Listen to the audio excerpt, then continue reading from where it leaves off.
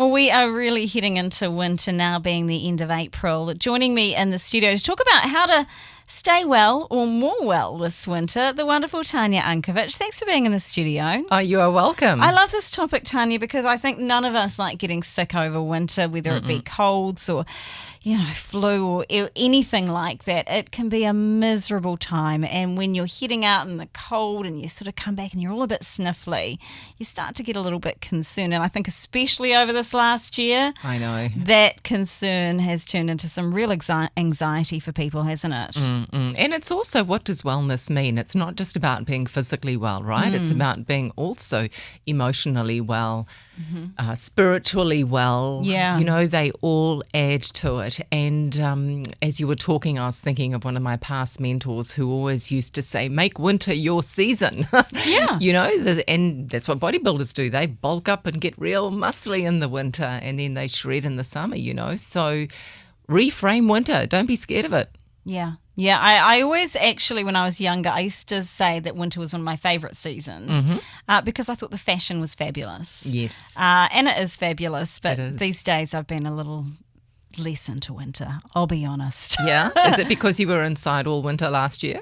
Quite possibly. I think I everyone couldn't feels wear it. any of those fabulous coats because there was no need. I know, we were all. And so a lot of us have actually still got the aftermath of that feeling from last year, haven't we? And it's like, oh God, we've had all the sunshine, we've been out and about and been very lucky, and there's a little bit of apprehension. Oh my God, I've got to go back inside now for a few months. Yeah, and it is a little bit of that. And it's a bit of self-care involved when it comes to winter as well, making sure you are warm and eating good, nutritious foods, right? Absolutely. Self-care, have that great sense of self and knowing actually that your body is your number one asset. It really is. It's not the house that you're living in. It's actually your body, your health. And I always say invest in it now, in your wellness, because otherwise you're going to have to be spending on your sickness later on in life. So invest in it now. Yeah. Yeah, absolutely. So let's talk about this as we head towards winter.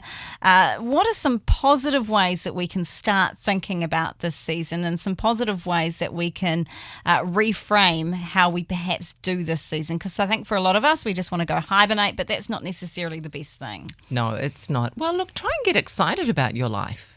Get excited about your life in a number of areas. So Yeah. I always encourage people to pick, say, 3 areas of their life and have a winter goal, have a winter outcome. So you may look at your physical body, your health, or you, and go, okay, I'm going to select something in that area. I'm going to look at my professional life and I'm going to pick a big outcome for winter in that area. Some people go, oh, I also love my creative life, and I'm going to pick a nice 3 or 4 month goal in that area. Yeah. So that's good. one way to start, and get excited about it. So those, say professional creative goals, you've got a bit of time to work through them. Winter is a season of a few months, so it's certainly something you can start working on.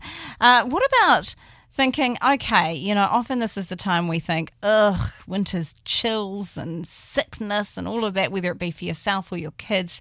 What about some health goals, not only for yourself, but for your family? Oh, absolutely. Make the whole family kind of tune in. Make it a family goal. Maybe all of you together create this vision for winter and talk about it together. Let each person in the group say, this is what I personally want for winter. And that way you've got support, you've got accountability. If you've got littlies, then you can do the whole stars on the fridge thing. Actually, I suppose even adults can do the stars on the fridge thing too, right? Why not? One for the cat. And make it playful as well. And, something that everyone is rewarded with. Yeah. So we've got some health goals, other aspects of our life, our relationships, perhaps something we can work on at a time where perhaps we're not out and about so much, but maybe we can create that a bit though, can't we? Sorry, just thinking about that. We can head out and see our friends and do things, but just maybe in a different way. Yeah, you absolutely can. Maybe as a couple, what you can do is start creating a list of dates that you can go on. Yeah, good idea. So often you drive past the museum, you go, gosh, I haven't been there for years. Write them all down. Museum, zoo, maybe go over to Devonport, Waiheke, and make a list of all of the things that you can do. And, even if you had a list of, say, 10, that's actually nearly the whole winter done, right? Yeah, yeah. So have exciting things to look forward to. Also do something that will create that love, that excitement, so that you can both openly communicate as well. It's a really good time when we're all stuck inside to learn new ways of communicating on a deeper level. Yeah. I mean, that's a really important thing, working on your relationships, perhaps working on your own personal development as well. Yes, yes. Whether that's in a professional capacity or something that you've always wanted to do, well, maybe now is the time to do it. Yes, yes. Why not? Because the thing is, the years go really fast. Oh, my don't word, they? yes, they do. So there are so many people who have also tried things and they, in inverted commas, have failed. Well, then try again. Yeah. But try a different approach. And a good time to do it too, because there's 4 months. So perhaps creating that vision for what 4 months' time could look like. Well, hey, in 4 months' time, I could have achieved this because I've decided now to start doing it. Absolutely. Well, the thing I always say is fast forward, let's say September.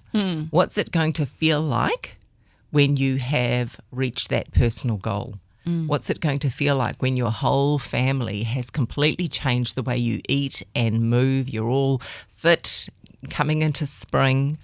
What's it going to feel like when you've finished that beautiful crocheted thing or whatever that might be? Have a very strong reason why it is important for you to complete it. Because 4 months of the year is... It's an important thing, right? Yes. You can just sort of go, well, I'm putting my head down, I'm going to get through winter, but that's not a great mindset. No, you want to dance through it. Dance through it. And, instead of going, yes, have that goal, right, for 4 months, but also have little milestones. I'm going to check in every single month, and this is where I want to be. Right. Sometimes we go, oh my goodness, 4 months, I'm overwhelmed. I don't know how I'm going to do it. And that's where I say, well, can you see the first step in front of you? Yes, I can. Why don't you take that? Yeah. Yeah, it's important stuff, isn't it? It's the decision and then starting to take some action, whatever that looks like. And maybe being around some people who are like-minded, motivated as well. It's always good. Yes. You could be that motivator, right? Absolutely, absolutely. I'm always one to motivate people to finish things because, as I always say, our lives can just change in a heartbeat and do everything now. Why wait? Yeah. This is so true. I think we can all attest to that. Hey, thank you, Tanya, for being in the studio. Thank you for that motivation to actually look forward to a season that for many of us we don't particularly look forward to, but actually finding some reasons to do so. Make winter your season. 2021 is your winter season. Thanks again. Bye.